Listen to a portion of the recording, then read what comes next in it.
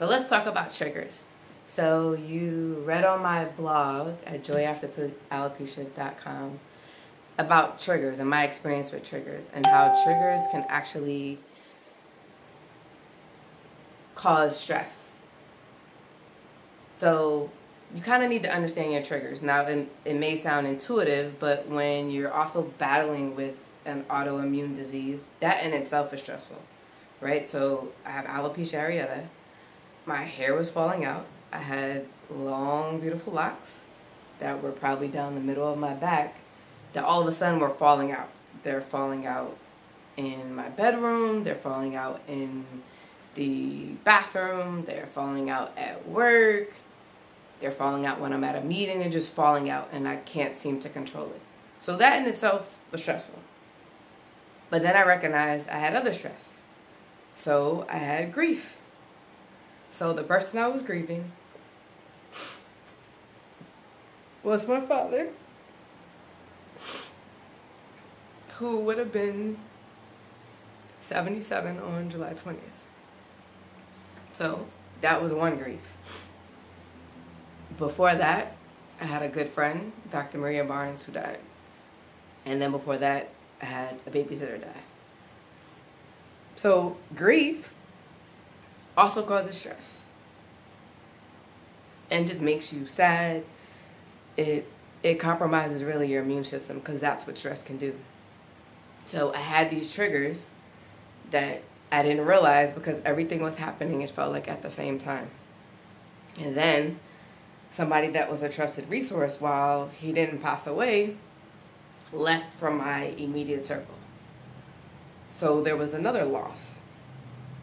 So okay, I get through part of that, and then another layer of stress is just added, right? So I was closing out 2018, and had great hopes for a new horizon of what was going to happen in 2019. And then again, it feels like something was taken from me. Not in the literal sense, but just in what was looking like it was going to happen, right? It was a new opportunity for professional development, a new opportunity to continue being part of the change I want to see in my community, in the county that I live in. And I watched as it was slowly or even quickly being taken away from me. So that caused stress too. So I have the grief, I have loss combined with grief from someone who still lives but left me in my immediate surrounding. And then I have stress brought on by something that I was looking forward to, thought was happening, and then had to slowly watch be kind of taken from my grasp. And unbeknownst to me, it caused my hair to fall out. It happened slowly. I didn't really notice it until Dr. O.C. Tutu brought it up to me. But the point really of this is just to highlight, like, we all need to deal with our stress and know our triggers. So sometimes there are people that can be triggers. So there are people in our life, whether it be family, friends, colleagues, I don't know, church members, whoever. There's just people in our circle that, or in our immediate environment, that can be triggers. There can also be things that can be triggers. Like for me, Father's Day is a trigger. July 20th is a trigger. July 16th is a trigger. August 9th is a trigger. August 8th is a trigger, right? These are dates of when people left the earth and they were close to me. So then there's a trigger around some unfortunate things that happened that were outside of my control also. So I know that those things are triggers. And then being like disappointment can be a trigger. And then just being overwhelmed by the fact that something's happening in your body that you can't control. So I had to find coping mechanisms because I wasn't going to let the stress take over me. So the gym has become my safe haven. I say it's my happy place on social media all the time.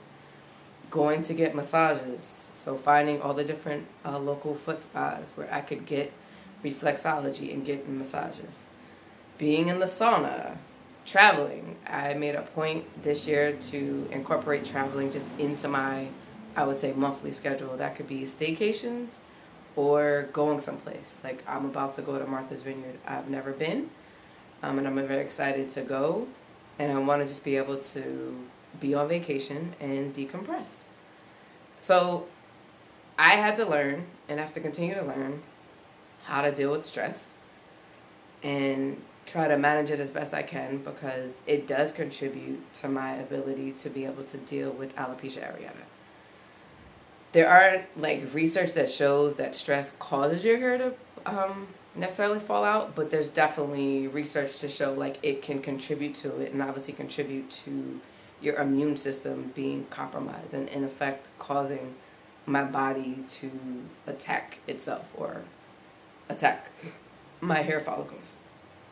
So take it as a lesson. Even if you don't have alopecia areata, stress can be a deadly thing, and something that we have to be conscious of and find ways to deal with it.